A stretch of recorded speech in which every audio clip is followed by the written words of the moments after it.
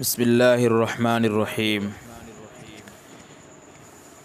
ذی الحجہ کا مہینہ شروع ہونے والا ہے اور قربانی کے ایام بھی بالکل قریب ہیں۔ اسی کے متعلق ایک بات عرض کرنا ہے۔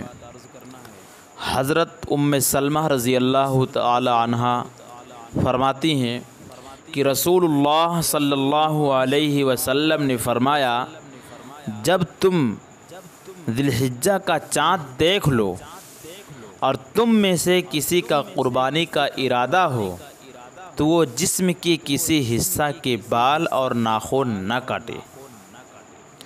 بال ناخن نہ کاٹنے کا حکم قربانی کرنے والے کے لیے ہے، یعنی جس کی طرف سے قربانی کی جانی ہے، اور ہر آدمی کے لیے مسئلہ نہیں ہے، اور وہ بھی مستحب ہے، فرض واجب نہیں ہے۔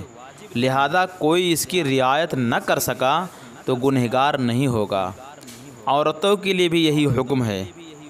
اگر زیر ناف بالوں اور ناخنوں کو 40 دن تک زیادہ ہو رہے ہوں تو یہ حکم نہیں، صفائی ضروری ہے، لیکن اس سے پہلے صفائی وغیرہ آدمی کر لے تاکہ ان ایام میں یہ کام نہ کرنا پڑے۔ لیکن اگر کسی کو کرنا پڑ ہی جاتا ہے تو گنہگار تو نہیں ہوگا، لیکن ایک مستحب چھوٹ جائے گا۔ مستحب کی ادائیگی کے لیے ضروری یہ ہے کہ ذی الحجہ کا چاند نظر آ جائے تو ان کو عمل میں لایا جائے، پہلے سے کام کر لیا جائے اور اس پر ان سب کاموں سے احتیاط کیا جائے۔ اللہ تعالی ہم سب کو عمل کی توفیق مرحمت فرمائے، آمین۔